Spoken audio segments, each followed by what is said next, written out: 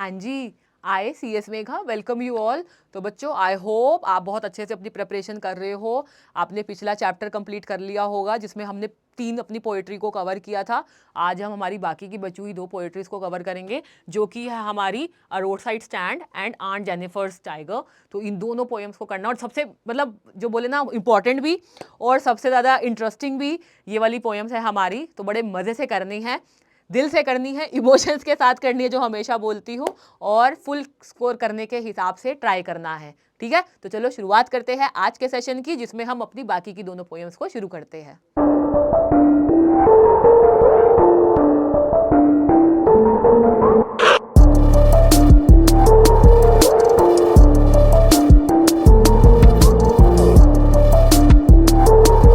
हाँ जी बच्चों, तो अब शुरू करते हैं अपनी टेक्स्ट पोएम, जो कि है हमारी अ रोड साइड स्टैंड।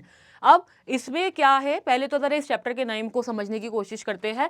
आप लोगों ने आप कभी भी हाईवे से जा रहे हैं तो आपने नोटिस किया होगा, वहाँ पे जैसे ही सिटी आने वाली होती है तो रोड के साइड में ना कुछ स्टॉल्स होते हैं, यानी कुछ स्टैंड से होते हैं, कुछ शॉप्स ही बनी हुई होती है, और यूजुअली ये जो शॉप्स होती है पीछे इनके घर होते हैं और आगे इन्होंने स्टॉल्स लगाए हुए होते हैं, सामान बेच रहे होते हैं, जिसमें इनकी एक ही ऑफ होती है कि वो लोग, जो भी लोग उस रास्ते से जा रहे हैं, वो उनसे कुछ सामान खरीदे, एटलीस्ट वो कुछ पैसे कमा सके। पर हम लोग तो जैसे ही हमें पता चलता है कि सिटी आने वाली है यहाँ, या फिर हम जहाँ जा रहे हैं वो आने वाला है, तो हम अपनी स्पीड और तेज कर देते हैं और उनके पास नहीं रुकते। हमें होता है चल भाई जहाँ पर जाएंगे वहाँ पर जाके किसी शॉप से खा लेंगे या कुछ। तो यहाँ पर इस पोयम में बेसिकली इन्हीं रोड साइड स्टैंड पे जो लोगों ने अपनी शॉप्स बना रखी है उनकी बारे में बता रखा है, उनकी फीलिंग्स के बारे में बता रखा है, वो क्या सोचते हैं, वो क्या चाहते हैं, उसके बारे में आपकी पोयम है। और इसमें जब हम करेंगे तो इस वाली पोयम में मैंने क्या किया है, पैराग्राफ्स को आपको सब उसके एक्सप्लेनेशन, प्रॉपर पैराग्राफ्स के एक्सप्लेनेशन है। ठीक है, तो इसको हम इस तरीके से पढ़ेंगे। तो चलो स्टार्ट करते हैं। सबसे पहले पोएट के बारे में जानते हैं, जो कि है आप लोगों के रॉबर्ट फ्रॉस्ट। रॉबर्ट फ्रॉस्ट की जो पोयम है यह है road side stand, is a poem by Robert Frost, जो फर्स्ट पब्लिश हुई थी 1936 में, उनकी कलेक्शन जो कि थी another range. The poem highlights the economic struggles of rural Americans and criticizes the unequal distribution of wealth in the modern society. ये जो पोयम है ये क्रिटिसाइज कर रही है जो भी उस टाइम की सोसाइटी की हालत थी, कंडीशन थी लोगों की। वो लोग जो शहरों में रहते हैं उनकी हेल्थ, उनकी वेल्थ कंडीशन तो बहुत अलग थी, और वही लोग जो रूरल थे, जो गांव वगैरह के थे, उनकी जो वेल्थ की कंडीशन थी वो बहुत बुरी थी। तो यहाँ पर पोएट क्रिटिसाइज कर रहे हैं रूरल एरियाज को, अर्बन एरियाज को, मतलब लोगों की कंडीशंस को विद द वेल्थ वो कंट्रास्ट में लेकर आ रहे हैं। इसके बाद बच्चे आप लोगों की आती है, पोयम को जरा समझते हैं। एक बार मैं पूरा रीड आउट करके फिर आपको ये पूरा समझाती हूँ। The little old house was out with a little new shed in front at the edge of the roadside where the traffic sped. A roadside stand that too pathetically pled. It would not be fair to say for a dole of bread, but for someone of the money, the cash, whose flow supports the flower of the cities from the sinking and withering faint. The polished traffic passed with the mind ahead, or if ever aside, a movement, then out of the sort at a heavy and the landscape marred with the artless paint. यानी कि इस particularly paragraph में poet बताने की कोशिश कर रहा है कि लोग अपना जा रहे हैं, लोग हाईवे से जा रहे होते हैं, रोड से जा रहे होते हैं, तो वो हार्डली बियरली बॉदर करते हैं कि रोड साइड क्या है क्या नहीं है। उनको सिर्फ अपनी जो उनका टारगेट है, जहां उनको जाना है वो वही जा रहे हैं, उनको कोई मतलब ही नहीं है। तो अब इसका जरा डीपली एक्सप्लेनेशन जरा हम समझते हैं। उससे पहले बच्चे इस पैराग्राफ के जो भी आपके इंपॉर्टेंट वर्ड मीनिंग्स है ये आप अपने नोट्स में लिख लेना। ठीक है, आपको ये वर्ड मीनिंग इसलिए बता रही हूँ क्योंकि आपको जो अनसीन पैसेज आएगा, बेसिकली सीन पैसेज जो आएगा आपको, वो आपको उसमें आपको मीनिंग पूछा जा सकता है। जैसे पैथेटिकली मतलब इन अ वे दैट अराउज पिटी, डोल ऑफ ब्रेड मतलब a tiny portion of bread, marred मतलब स्पॉइल्ड। तो जरा इसका एक्सप्लेनेशन समझते हैं। There was a small house with a new shed. वहां पर ना रोड साइड पर एक छोटा सा घर था और उसके वहां पर ना बाहर एक शेड सी थी। आपने देखा होगा, बताया ना, आगे मतलब पीछे घर होता है और आगे वो स्टॉल्स लगा रखे होते हैं उन्होंने सामान बेचने की। तो वो जो बेचने के लिए होता है ना, उन्होंने ऊपर एक शेड सा लगाया होता है। Now outside it the road was busy with cars and other vehicles moving here and there. जो रोड है वो बहुत बिजी रोड है, और जो व्हीकल है, कार है और भी व्हीकल्स है, वो मतलब आ रहे जा रहे हैं। रोड एक ये नहीं है कि बंद रोड है या खाली रोड है, सुनसान रोड है, ऐसा नहीं है। रोड पूरी प्रॉपर वर्किंग रोड है। The shed was build to display items on sale and owner expected the passing vehicles to stop by and by the things. ये जो शेड है वो ये इंडिकेशन दे रही है कि भाई नीचे उसके सामान बेचा जा रहा है, और वो पर्सन, वो बेचारे लोग जो ये सोच के शेड लगाया है सामान बेच रहे कि लोग जो उनको पास कर रहे हैं, सरपास कर रहे हैं, वो लोग वहां रुक के उनसे सामान खरीदे, और at least have a look, at least रुके तो सही, एक बार देखे तो सही। The condition of the shed aroused one's pity because it displayed the sad feelings of the owner who was desperate to earn some money। ये जो कंडीशन है वो मतलब बहुत कहीं ना कहीं ये बहुत खाली सी जगह है, शांत सी जगह, खाली इन द सेंस लोग रुकते ही नहीं है। तो इससे ना क्या फील हो रहा है कि भाई जो पर्सन है ना, जो ओनर है, जो सामान बेच रहा है, वो कहीं ना कहीं बहुत दुखी है। They did not seek any favour or piece of bread from city people. वो किसी से मतलब एक किस्म से बोलूँ ना, कुछ मांग नहीं रहे हैं, कोई भीख नहीं मांग रही भाई हमें रोटी दे दो या कुछ दे दो, हमें ब्रेड का पीस दे दो, मतलब रोटी का टुकड़ा दे दो या कुछ। नो, वो सिंपल चाहते कि आप उनके पास आओ, उनको भी कुछ पैसे दो, मतलब पैसे दो इन द सेंस वो मेहनत से कमाना चाहते हैं, वो कुछ ना कुछ बेच कर कमाना चाहते हैं। एटलीस्ट आप उनके पास रुको तो सही, देखो तो सही वो क्या ऑफर कर रहे हैं, वो क्या बेच रहे हैं। But wanted some money because the flow of money helps everyone to use it. क्योंकि ऑब्वियसली सबको पैसा चाहिए और सबको चाहिए कि हम भी कुछ अपनी ज़रूरतें पूरी करें, हमारी भी कुछ इच्छाएं होती है, ख्वाहिशें होती है, उनको पूरा करें। तो जो ये चाहते हैं कि भाई जो फ्लो ऑफ मनी है उनके पास भी मनी आए और उसको वो आगे बढ़ाए एंड बेनिफिट फ्रॉम इट, उससे उनको फायदा हो। Just like the money with the city people helps them lead a better life. इससे क्या होगा, जो सिटी पीपल है उनको एक अच्छी जिंदगी, अच्छी लाइफ मिलेगी। Similarly if it will flow from their pockets, अगर उनकी पॉकेट से ये पैसा फ्लो होगा, the pockets of the shed owner, it will benefit his too life. मतलब जैसे हम लोग जा रहे हैं और हम उनसे कोई सामान ले रहे हैं, जैसे और वो पैसे उनके पास गए, तो वो भी कोशिश करेंगे कि कुछ बाहर जाए, कहीं मॉल में जाए, कुछ सामान खरीदे। तो उनकी भी छोटी छोटी सी ख्वाहिशें हैं, लेकिन जब रुक ही नहीं रहे, उनके पास पैसे ही नहीं आ रहे, तो वो मनी फ्लो होगा कैसे। The cars that pass by are sparkling, but they never notice the shed।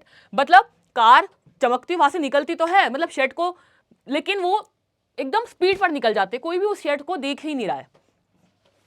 They are thinking of their destination only, वो सिर्फ अपनी डेस्टिनेशन की तरफ बढ़ रहे हैं और सिर्फ उसके बारे में सोच रहे हैं, और वो किसी भी चीज को नहीं सोच रहे हैं।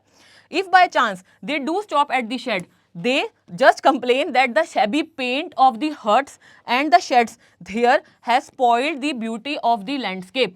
अब यहाँ पर वो कह रहे हैं अगर वो रुकते भी है ना, तो या तो वो रुकते ही नहीं, अगर रुकते भी ना, उनके सिर्फ कंप्लेंट्स होती है कि भाई वो मतलब वो अपनी डेस्टिनेशन की तरफ जा रहे हैं, क्या सीनरी है, क्या नज़ारा है, एकदम से बीच में ये क्या शेड सा आ गया। तो मतलब वो कंप्लेंट कर रहे हैं कि वो इनफैक्ट कि वो माउंटेन्स या जो भी सीनरी है उसको वो डिस्ट्रॉय कर रही है, वो रोड साइड स्टैंड्स डिस्ट्रॉय कर रहे हैं। जस्ट इमेजिन, वो लोग तो सिर्फ, हम लोग तो निकलते टाइम यार क्या सीनरी है, बेकार में ये बीच में आ गए, बट उन लोगों की तो रोजी रोटी वहीं से दे आर अर्निंग। ठीक है, बड़ी खतरनाक चीज होगी। चलो आगे देखते हैं।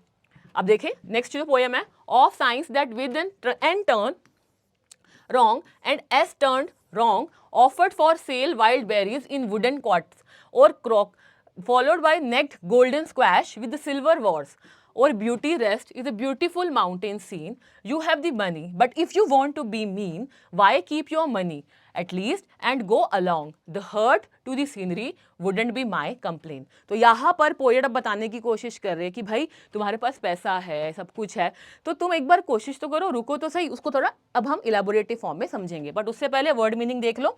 आपका स्क्वैश आएगा इसमें, जो एक फ्रूट के लिए है। वॉट्स है small growth on the outer surface, जो बाहर उगे होते हैं। Followed by the crossly in an annoyed or angry way. तो ये आपको इसमें वर्ड मीनिंग्स हैं इधर। अब आता है इसका explanation. Here the poet says that as the people living in these sheds are poor, their surroundings are well maintained. अब यहाँ पर लोग कहते हैं, मतलब as that the people living in these sheds are poor, बर्गर मतलब लोग तो ये कहते थे भाई ये तो बड़ी अच्छी जगह रह रहे हैं, कितनी खूबसूरत जगह है, क्या सीनरी है, बट इन रियलिटी उनकी कंडीशन तो देखो, क्या वो अपनी मतलब ब्रेड एंड बटर तो हाल नहीं है, मतलब ये तो नहीं कि जितना कमा रहे हैं उससे से भी वो खा पी सकते हैं, या उनकी सराउंडिंग्स कैसी है। मतलब लोग ये कंप्लेंट कर रहे हैं कि ये ब्यूटी को स्पॉट मतलब डिस्ट्रॉय कर रहे हैं, लेकिन उनकी जो एक्चुअल कंडीशन है वो कोई समझने की कोशिश नहीं करता। The sign boards indicating direction, वहाँ पे साइन बोर्ड लगा हुआ जो इंडिकेट कर रहा है डायरेक्शन को, साउथ और north, of north and south are pointing towards the wrong direction, वो रॉन्ग डायरेक्शन को पॉइंट कर रहे हैं।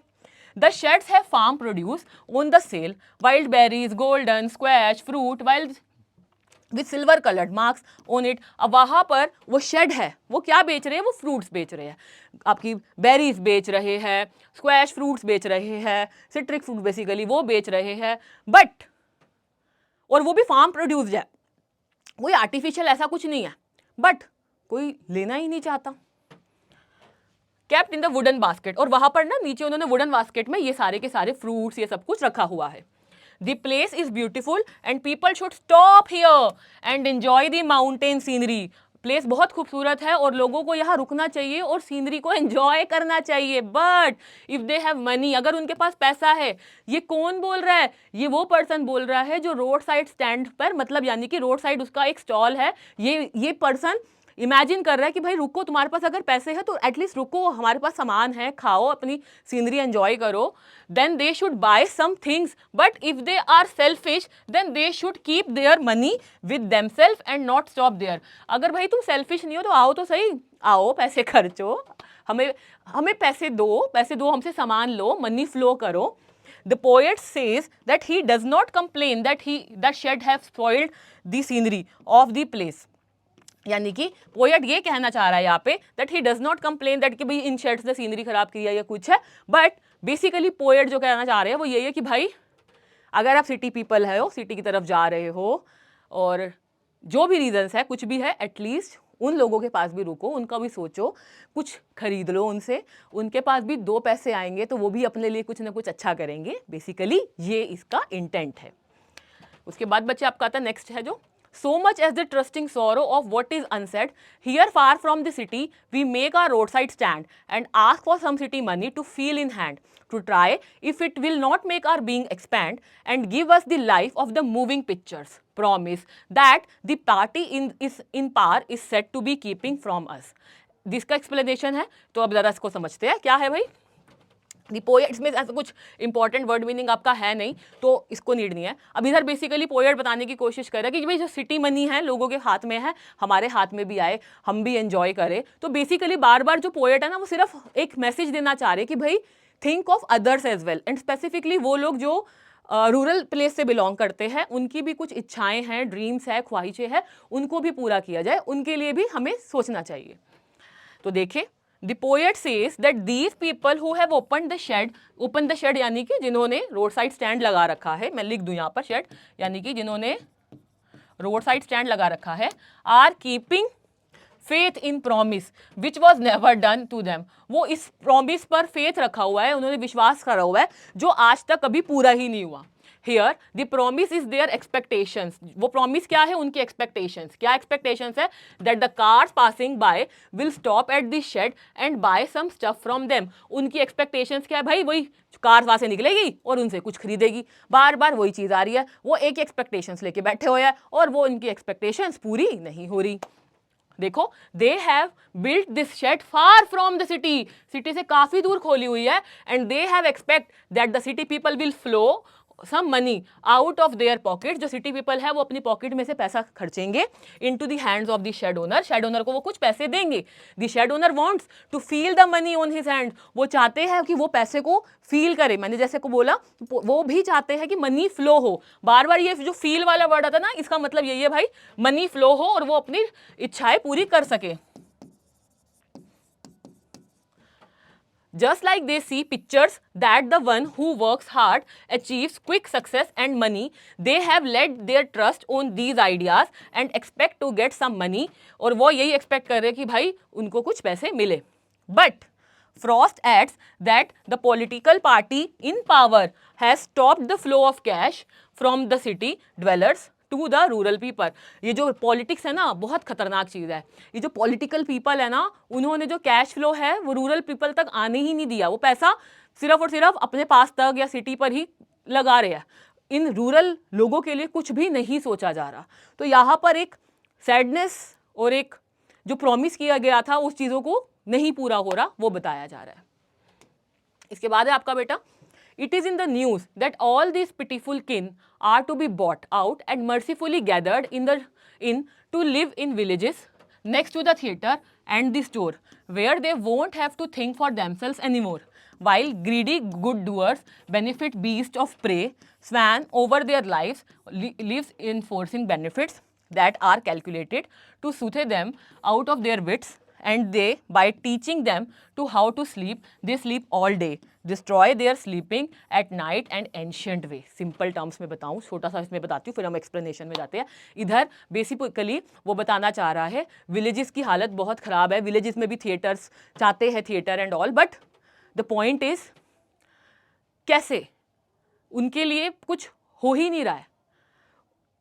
अब उनको अपनी लिवलीहुड के लिए वही रोड साइड पर आना पड़ रहा है और शेड लगाना पड़ रहा है, बट स्टिल वो मेहनत से पैसा कमा रहे हैं, किसी से भीख नहीं मांग रहे. Still nobody bothers, not even political people, politicians, nobody is bothering. ठीक है, तो देखो इसमें आपका वर्ड मीनिंग इंपॉर्टेंट जो है किन है, ये इंपॉर्टेंट वर्ड मीनिंग है बच्चे, लिख लेना. वंस फैमिली एंड रिलेशंस, उसके बाद है बेनिफिशिएंट, जेनरस और doing good. Beast of prey यानी कि an animal killing other animal.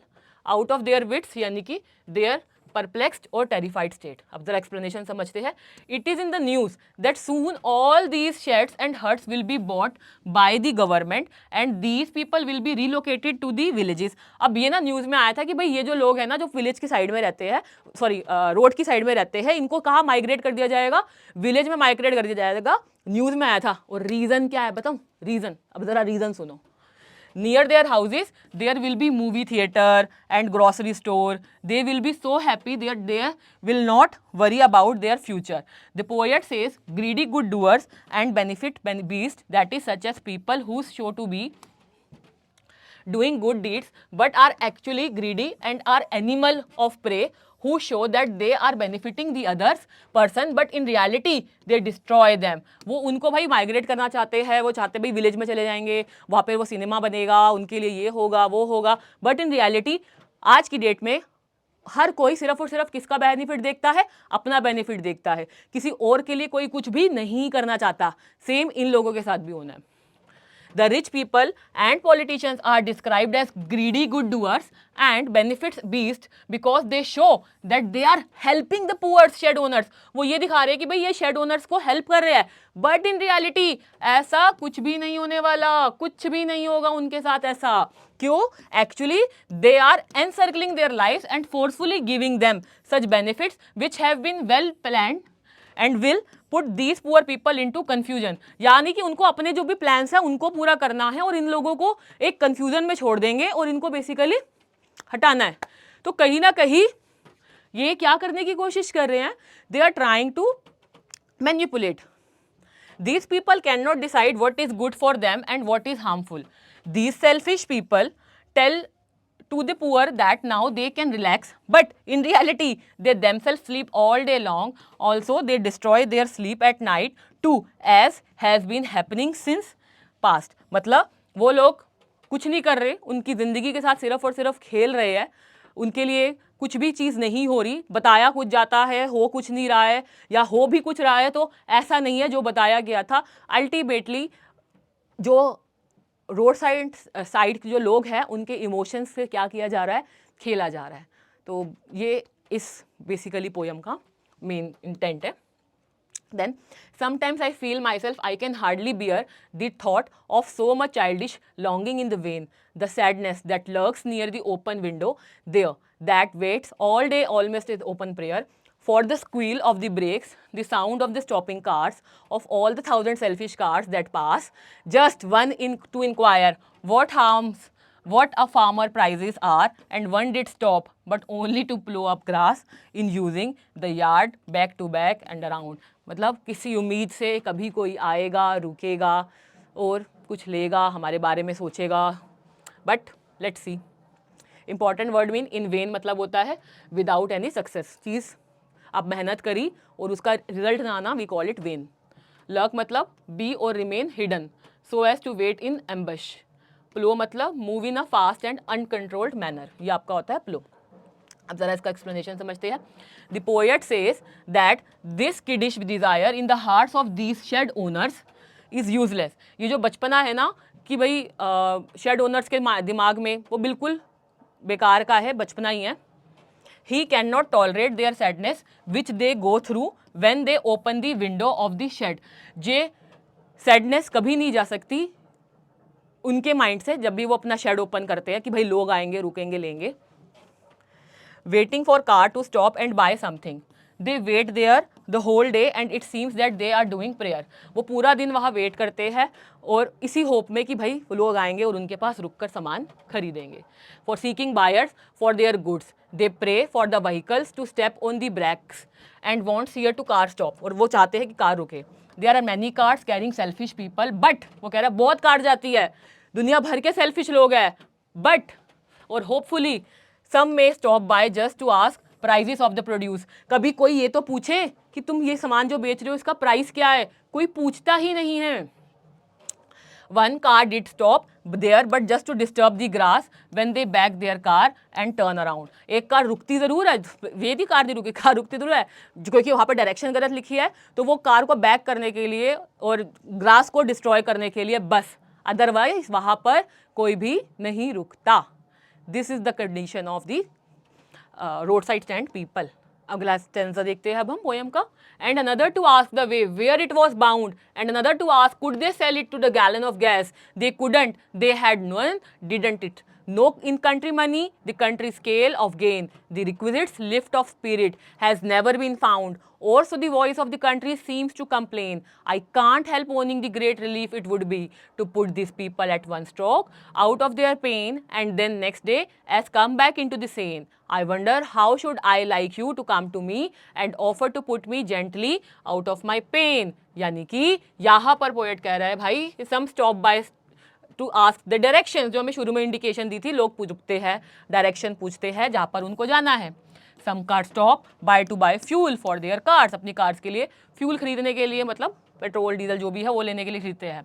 Poets gets annoyed and say that they too do not have any idea that these poor people cannot afford to sell fuel. भाई वो उनको ये idea भी नहीं है कि ये लोग फ्यूल खरीदने के बेचने के लिए खरीद भी नहीं सकते. उनसे पूछते हैं ये सब चीज़ें, उनके पास ये है वो है, जो है वो कोई नहीं ले रहा, जो नहीं है वो चीज़ें पूछ रहे हैं. He adds that the kind of work these villagers do and the kind of things they sell, it cannot lead to the required upliftment. जिस तरीके का काम कर रहे हैं या जिस तरीके की सामान बेच रहे हैं, इनको कोई अपलिफ्ट नहीं कर सकता लाइफ में, लेकिन वो फिर भी एटलीस्ट अपनी रोजी रोटी तो कमा रहे हैं, मांग तो नहीं रहे किसी से. The resources are too less, उनके जो रिसोर्सेज है वो बहुत कम है. To help them get rid of their problem, ताकि वो उनके प्रॉब्लम से बाहर निकल सके, उनके रिसोर्सेज बहुत कम है. Their situation demands such a solution which would be a relief to put them out of their problems in one go. The next day, the poet thinks that when he is realistic, then he expects the rich to visit and help them to get rid of their problems in one go, perhaps with death. यहाँ पर poet कह रहा है कि भाई एक दिन जब कुछ भी अच्छा होगा, मतलब कोशिश करनी है कि इनके प्रॉब्लम्स को सॉल्यूशन मिले, इनको इनके प्रॉब्लम से आज़ादी मिले, छूट मिले, अल्टीमेटली इनके लिए भी कुछ अच्छा सोचा जाए. ये कोई इतना ज़्यादा नहीं कमा लेंगे कि अपनी ज़िंदगी को अपलिफ्ट कर लेंगे, बट एटलीस्ट अगर आपके पास पैसा है या कुछ है तो एटलीस्ट इनकी हेल्प करिए, इनसे सामान खरीदिए. ये है main the intent of the poet for this particular poem, that is the road side stand. अब ज़रा इसकी थीम समझते हैं. थीम देखो, कुछ लोग तो गाड़ियों में जा रहे हैं और कुछ लोग जो रोड साइड पे सामान बेच रहे हैं और उनको मतलब बेसिक कुछ पैसे भी नहीं आ रहे. Economic inequality and exploitation. The most dominating theme is the economic disparity between rural and urban communities. The farmer set up road side stand to sell wild berries and homemade goods. They do not seek charity, they want, उनको charity नहीं चाहिए भाई. वो कह रहे भाई कुछ नहीं होला, बस हमसे सामान ले लो, हमें कुछ भीख मत दो, हमारे को कुछ डोनेशन मत दो ना, हम जो बेच रहे हैं एटलीस्ट उस चीज़ को अप्रिशिएट करिए और वो चीज़ खरीद लीजिए. सम ऑफ द मनी, ये इंपॉर्टेंट है आप लोगों का, some of the money the cash whose flow supports the flowers of the cities. ठीक है, this line clearly shows wealth circulate mainly in cities. जो पैसा है वो सिर्फ सिटीज में सर्कुलेट हो रहा है. Rural produce remains poor despite their hard work. Rural जो है वो मेहनत के बावजूद भी गरीब रह रहे हैं. और the system benefits urban growth while ignoring rural contribution. ये जो सिस्टम है, ये जो पॉलिटिकल सिस्टम है, ये किसको फेवर कर रहा है? ये फेवर कर रहा है कंप्लीटली, ये पूरे तरीके से फेवर कर रहा है सिर्फ और सिर्फ अर्बन प्लेसेस को, अर्बन प्लेस यानी कि सिटीज को, रूरल लोगों के लिए तो ये कुछ भी नहीं सोच रहा है। फ्रॉस्ट क्रिटिसाइजेज अ कैपिटलिस्ट स्ट्रक्चर, वो कैपिटलिस्ट स्ट्रक्चर को क्रिटिसाइज कर रहे हैं जहाँ पे प्रॉस्पेरिटी अनइवल है, डिस्ट्रीब्यूटेड है, and those who produce food remain financially insecure. जो इनफैक्ट जो लोगों को खाना दे रहे हैं, जो खाना ग्रो कर रहे हैं, जो फूड प्रोड्यूस कर रहे हैं, वो ही सबसे ज़्यादा पुअर कंडीशन में है। अर्बन इंडिफरेंस एंड मटेरियलिज्म, यहाँ पर आपको अर्बन सोसाइटी में जो कंप्लीटली डिफरेंस है वो चीज़ें बताई गई है। The city dweller passing in their cars are described as polish traffic. Polish traffic यानी कि उनके पास कार्स है, उनके पास मनी है, उनके पास पैसा है। This phrase symbolizes wealth, modernity or superficial refinement. However, beneath this polished exterior lies emotional coldness, यानी कि इसमें जो मोटरिस्ट है, यानी कि जो कार्स है, जो कार के ड्राइवर्स है, do not stop to buy anything, complain that road side stand spoils their scenery. In fact वो कुछ खरीदते तो है नहीं, उल्टा क्या करते हैं, उल्टा वो सीधा बोल देते हैं भाई ये तो सीनरी इतनी खूबसूरत थी, क्या बीच में आके इन्होंने उसको डिस्ट्रॉय कर दिया खूबसूरती को। Shows irritation rather than compassion, ये उनको फील नहीं करते, इनफैक्ट इरिटेशन दिखाते हैं भाई। This reflects how modern society values appearance and comfort over human suffering. यहाँ पर ये पता चल रहा है कि मॉडर्न सोसाइटी कंफर्ट को देखती है, ना कि इंसानियत को देख रही है, ये आपको इसमें बताया गया है। इसके बाद बच्चे आता है पेन ऑफ अनफुलफिल्ड होप। जो पेन है वो क्या है, hope and disappointment form a recurring emotional pattern in the poem. Each time a car slows down, farmers को लगता है कि भाई वो उनसे कुछ ना कुछ खरीदेंगे, बट इन रियलिटी क्या कर रहे हैं वो, या डायरेक्शन पूछ रहे हैं, या फिर वो उनसे रास्ता पूछ रहे हैं, या फिर फ्यूल पूछ रहे हैं कहाँ मिलेगा, कैसे होगा, और अदरवाइज कुछ नहीं होता, उनको पता चलता गलत डायरेक्शन में है, तो वो वहाँ पे क्या डिस्ट्रॉय करते हैं, कार को बैक करके वापस की डायरेक्शन में जाते हैं, तो वो जो ग्रास होती है वो इनफैक्ट वो डिस्ट्रॉय करते हैं। But when the car speeds away, disappointment crushes them. ठीक है, this repeated cycle symbolizes the endless waiting of the poor for better opportunities. The psychological suffering caused by poverty, लोगों को मतलब एक कार का स्लो होना भी कितना अफेक्ट कर रहा है। स्लो डिस्ट्रक्शन ऑफ ड्रीम्स, ये आपका इसमें आता है। उसके बाद फॉल्स प्रोमिसेस, जो कि पॉलिटिशियंस ने दिए हैं, गवर्नमेंट ने दिए हैं, कि भाई तुम्हारे लिए, तुम्हें हम यहाँ से विलेज में डाल देंगे, वहाँ ये होगा, वहाँ वो होगा, इस तरीके की false promises of reform and modernisation. Frost criticises government agencies and reformers who claim to improve rural life. They promise better villages, modern facilities, organise communities. वो प्रॉमिस कर रहे हैं, बट क्या उनके प्रॉमिस कभी पूरे हुए हैं, कभी उन्होंने जो भी कहा है वो पूरा हुआ है? अभी तक तो कुछ भी नहीं हुआ।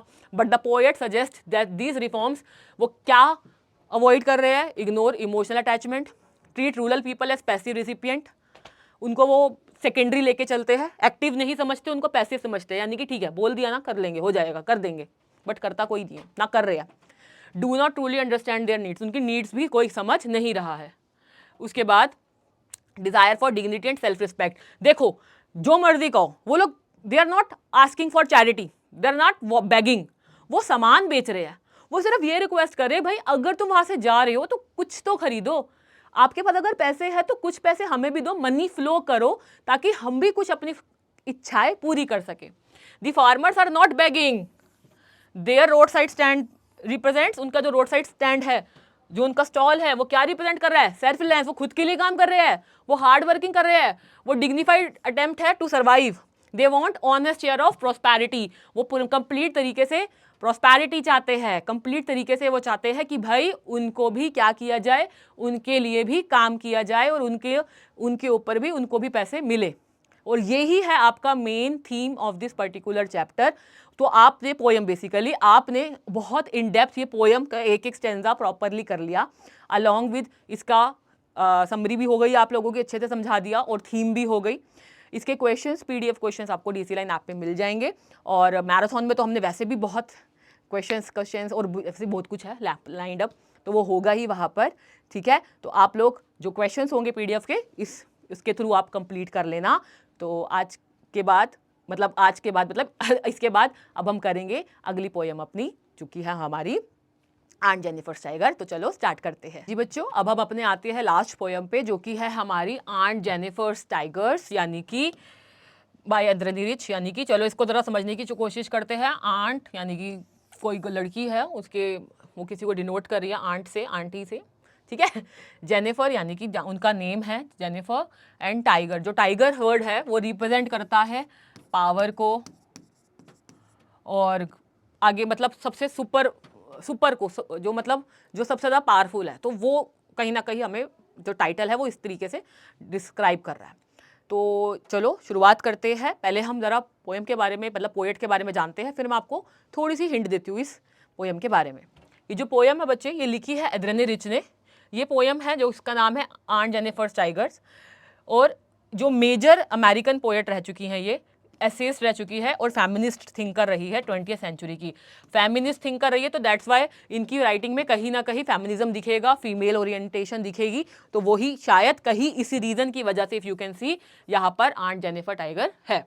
आगे देखें, एड्रेनी रिच जो थी वो 1929 में पैदा हुई थी बेलमोंट में, जो कि था यूएसए में।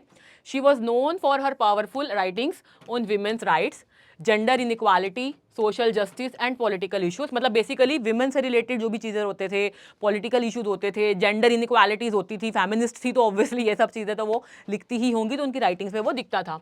हर early poetry follow traditional system, जो शुरुआत में लिखती थी वो ट्रेडिशनल स्टाइल दिखता था, बट बाद में जो उनका काम था वो कंप्लीटली फेमिनिस्ट और रेडिकल टोन में चला गया था।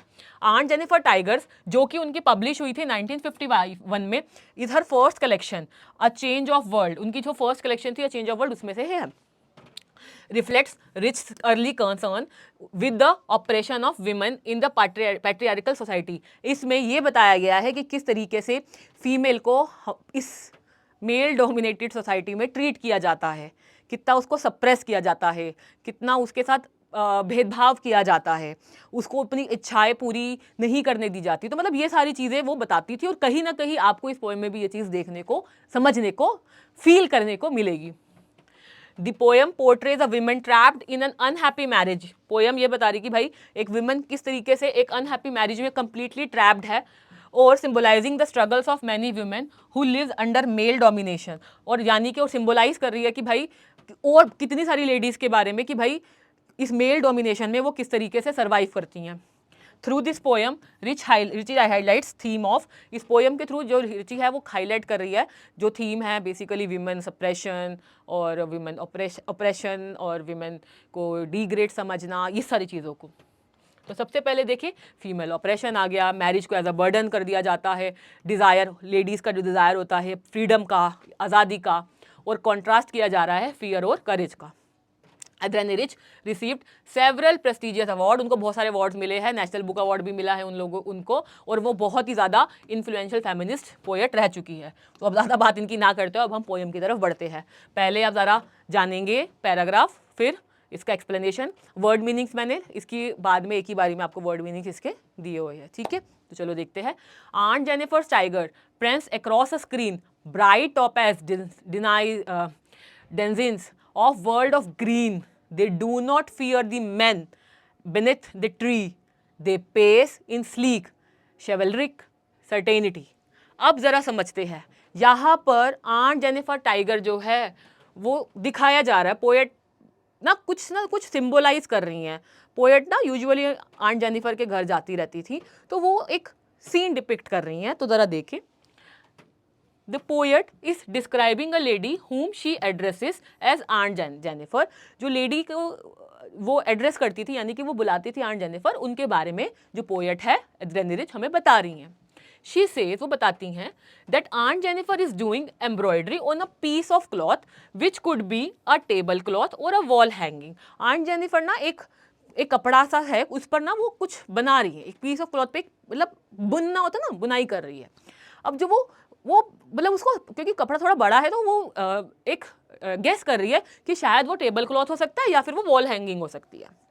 She has design, wall hanging में जब जैसे कोई show piece kind of cloth का लगा के, she has designed it with beautiful tigers which are running fearlessly in the green forest. अब उस जो इमेज है ना, जो सिल रही है, उसमें ना ऐसा लग रहा है कि, लग रहा है क्या, मतलब उसमें बहुत सारे टाइगर्स हैं जो ग्रीनरी में बहुत भाग रहे हैं। टाइगर जो सिंबलाइज करते हैं वो है पावर, ग्रीनरी मतलब फ्रीडम, ग्रीनरी मतलब फॉरेस्ट शायद, तो फॉरेस्ट जहाँ पर वो भाग रहे हैं, उनको कोई रिस्ट्रिक्शन नहीं है, वो पावरफुल है, वो कंप्लीटली इंडिपेंडेंट है, वो क्रेव नहीं कर रहे किसी से कि भाई मुझे इंडिपेंडेंस दो या कुछ नहीं। ये टाइगर एक सिंबोलिज्म है सच्चो, ठीक है। तो देखें, she has described their beauty by comparing them with the precious yellow stone known as topaz। अब उसने ना उनकी ब्यूटी और ब्यूटीफाई कर दी है बनाते हुए, और इसे स्टोन लगा के, मतलब स्टोन जैसी वो करके, और जो टाइगर है ना वो और हाईलाइट हो रहे हैं। she says they appear bright yellow in the green backdrop of the forest. और जो टाइगर्स है ना, और जो ग्रीन कलर के ऊपर आप येलो कलर अगर लगा देते हो, वो और ब्राइट निकल कर आ रहे हैं। They are fearless and they are not affected by the presence of man. उनको किसी भी इंसान में स्पेसिफिकली आदमी के वहां होने से कोई फर्क नहीं पड़ता। किनको? टाइगर्स को। Here we can sense the contrast of behaviour between the tigers and the aunt. Though the tigers designed by her are fearless, but she herself is afraid। यहाँ पर ना कंपैरिजन देखते हैं, जरा डिफरेंस देखते हैं। टाइगर्स तो फियरलेस है, लेकिन जो आंट है वो फियरलेस नहीं है, वो कहीं ना कहीं अफ्रेड है, वो डर के रह रही हैं। किससे? अपने हस्बैंड से। Further poet says the tigers are proud and fearless citizens of the forest, they are very shiny and elegant. कहीं ना कहीं इन टाइगर्स के थ्रू जो आंट जेनिफर है वो खुद को देख रही है as a fearless, bright, the one who is enjoying independence, जिसको इंसानों से, आदमियों से कोई मतलब नहीं है, but she is scared of her husband. Literary device बच्चे आप लोगों का जो हुआ है वो यहाँ पे राइमिंग स्कीम हुई है, A B B, then N F और यूज हुआ है, use of same word in 2 consecutive lines, they do not and they pace. ठीक है। मेटाफर जो है वो आप लोगों का यूज हुआ है topaz to describe the yellow colour of the tigers, bright topaz जो यूज किया गया है। उसके बाद बच्चे आप लोगों का आता है सेकंड स्टैंडर्ड, जिसमें आपको बता रहे हैं aunt Jennifer fingers fluttering through her wool find even the ivory needle hard to pull, the massive weight of uncle's wedding band sits heavily upon aunt Jennifer's hand। जरा ट्राई करो इसको एक बार समझने की, यहाँ पर क्या कहना चाह रहे हैं, क्या डिस्क्राइब करना चाह रहे हैं। देखो कोशिश करो, वो एम्ब्रॉयडरी कर रही है, नीडल से एम्ब्रॉयडरी कर रही है, और उनके हाथ में एक बहुत हैवी रिंग है, जो रिंग डिस्क्राइब कर रही है उनकी वेडिंग रिंग, और वो वेडिंग रिंग का मतलब वो बंधी हुई हैं उस मैरिज में जिसमें वो खुश नहीं है। देखे, हर here the poet described the fear of Aunt Jennifer towards her husband। She says while she is doing embroidery her fingers are quivering मतलब उनकी fingers कांप रही है with the fear of her husband। Her husband doesn't approve of her hobby of embroidery, इसे ये पता चल रहा है, and there she trembles while she is embroidering the piece of cloth। वो मतलब वो घबरा रही हैं सिलते हुए। It has become difficult for her to pull her needle up and down। बड़ा मुश्किल हो रहा है उनके लिए उस नीडल को अप एंड डाउन करना। Then she describes the wedding ring। अब वो डिस्क्राइब कर रही है उनकी फिंगर में जो वेडिंग रिंग है उसके बारे में, जो किसने दी थी? अंकल ने दी थी टू आंट जेनिफर को on their wedding day. Wedding day मतलब जो वेडिंग डे को उन्होंने रिंग पहनाई थी। शी सेज रिंग पहनाई थी। इंडिया में तो खैर 7 फेरे लिए जाते हैं, फॉरेन कंट्रीज में तो ऐसे नहीं होता ना, वहाँ पे तो चर्च में या शादी होती तो उस दिन रिंग एक्सचेंज करते हैं, तो उस दिन आपकी शादी मानी जाती है। तो ऐसे ही वो उस वेडिंग रिंग को डिस्क्राइब कर रही हैं। अब वो क्या कह रही है? She says that it is a kind of burden for her to wear this ring. उसके लिए एक बर्डन है इस रिंग को पहनना। She has been tortured by her husband so much that the wedding ring which could have been a beautiful gift for her seems like a burden to her। मतलब वो इतनी दुखी रही है, इतना टॉर्चर्ड रही है, जो वेडिंग रिंग उनके लिए खुशी का सोर्स होना चाहिए था, वही वेडिंग रिंग आज की डेट में उनके लिए क्या है? एक बर्डन है, एक सॉरो है। She has faced so many difficulties in her married life that little ring is described as a heavy band on her trembling fingers। अब उन्होंने अपनी मैरिड लाइफ में इतने दुख देखे हैं, इतना कुछ सहा है कि जो रिंग है ना उसको इनफैक्ट क्या बोला जा रहा है? हैवी बैंड बोला जा रहा है। This means that at the ring is associated with some bad experiences in the form of torture she has faced because of her husband's dominating behavior। पहले के टाइम में बहुत ज़्यादा होता था, हस्बैंड्स मतलब मेल नहीं चाहते थे वीमेन बाहर जाए कुछ करे, वो सिर्फ ये चाहते थे कि वो जो भी कह रहे उसी चीज़ को फॉलो करे फीमेल, और वो चीज़ कहीं ना कहीं लेडीज़ को बहुत अफेक्ट की, और जो वो हैं वो कहे उसको पूरा ही नहीं कर पा रही थी, अपनी इच्छाएं सब कुछ सालों तक अपने मन में ही रख रही थी। इसके बाद आपके लिटरेरी डिवाइसेस है बच्चे, इसमें ए बी, देन एलिट्रेशन आ रहा है F sound which is repeated in the figure fluttering. ठीक है, आपका थर्ड स्टैंजा देखते हैं। When Aunt is dead her terrified hands will lie still ringed with ordeals she was mastered by the tigers in the panel that she made will go on prancing proud and unafraid। अब यहाँ पर ये बोल रहे हैं कि भाई जब आंट जेनिफर की डेथ हो जाएगी तब भी क्या, her terrified hands will lie still ringed with the ordeals she was much, उनके हाथ तब भी यही लाई कर रहे होंगे कि भाई वो शादीशुदा है, शादीशुदा तो है बट क्या वो इस शादी में खुश है, नहीं। क्या वो अपनी ज़िंदगी जी पाई, नहीं। अल्टीमेटली पूरी लाइफ सिर्फ और सिर्फ उस ऐसी मैरिज में उन्होंने निकाल दी जहाँ पर सिर्फ टॉर्चर था, जहाँ पर वो डोमिनेट हो रही थी अपने हस्बैंड से और वो खुश नहीं थी। देखिए, the poet says that one can easily sense aunt's desire of freedom and fearlessness through her design of tiger। Tiger symbolise कर रहे हैं, जैसे मैंने आपको शुरू में बताया था कि उनका डिजायर था वो टाइगर की तरह हो, फियरलेस हो, किसी का भी उनको डर ना हो। Further she says that it is not possible for aunt to achieve this freedom. क्यों? क्योंकि उनके हाथ में क्या थी, पूरी जिंदगी की एक वेडिंग रिंग थी। She will attain it only after her death. ये जब उनको कब मिलेगी ये आज़ादी, जब वो शादी मतलब उनकी डेथ हो जाएगी। But still and also her irony of her life is that still she will be tied up with the shackles in the form of her husband's wedding ring। still उनको वो married ही होंगी और वो उसी shackles में होंगी। the ring was the sole proof of the torture which she had। जो ring है वो sole proof रहा है उनको जो टॉर्चर हुई हैं। अब उनके टॉर्चर कैसे पता चल रहे हैं? उनकी वेडिंग रिंग से। उनकी जो वेडिंग रिंग है वो ये बता रही है कि भाई उन्होंने बहुत दुख देखे हैं, गम देखे हैं और उनको वो हमेशा क्रेविंग रही है, डिज़ायर रही है आगे बढ़ने की। On the other hand there are the tigers designed by the aunt Jennifer which will always depict her desire of living a fearless life. मतलब चाहे वो मर भी जाएंगी लेकिन जो वो अपने पीछे अपनी आर्ट छोड़ जाएंगी, अपनी जो उन्होंने पेंटिंग बनाई है टाइगर्स की, जो एम्ब्रॉयडरी की है बेसिकली टाइगर्स की, वो हमेशा यही दिखाते रहेंगी उनका desire that is fearless, proudly and bravely on the piece of cloth. ठीक है बच्चे, आपके लिटरेरी डिवाइसेस है इसमें ए बी एंड एलिट्रेशन आ रहा है, P is repeated in the prancing proud, ये आपका एलिट्रेशन इसमें आ रहा है। इसके बाद आपके जो मेन न्यू वर्ड्स है वो देखें, प्रैंस जिसका मतलब है वॉक और मूव करना। ठीक, दूसरा है टोपैज, एक येलो कलर का bright coloured stone. Denizens that is an animal that lives or in found in the particular place. Then sleek मतलब एलिगेंट। शिवरलिक यानी कि being courteous specially to women, an act of gentleman. क्या उनके husband उनके साथ ऐसे थे? No. Ordeals यानी कि extremely severe tests or experiences. Prancing to move around proudly. Fluttering to move in the quick or irregular motions. इसके बाद बच्चे आपकी थीम आती है। थीम आपको समझ ही आ गई है किस तरीके से विमेन का ऑपरेशन यानी कि उनके साथ बहुत गलत बिहेव करना। The central theme of the poem is the female oppression, that is aunt Jennifer is trapped in an unhappy marriage where her husband dominates her. The phrase massive weight of uncle's wedding band symbolises the burden of marriage. ये जो massive wait है वो ये बता रहा है कि marriage जो मतलब जो वेडिंग बैंड है, जो रिंग है, वो मैसिव वेट बता रहा है किसका? वेडिंग का।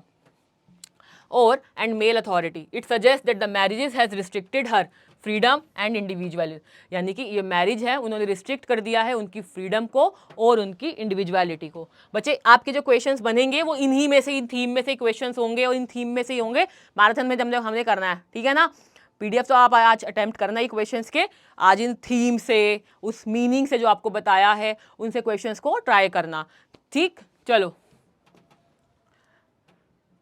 Patriarchy and male dominance, the poem highlights the power of imbalance between main and women. जो ये पोएम है वो हाईलाइट कर रही है इम्बैलेंस को फीमेल और मेल के बीच में। अंकल जो है वो पैट्रियार्कल कंट्रोल है, मतलब मेल डोमिनेशन है। इवन दो वो कभी डायरेक्टली दिखाई नहीं गए पोएम में, बट उनकी अथॉरिटी पूरे टाइम हम सेंस करते गए हैं।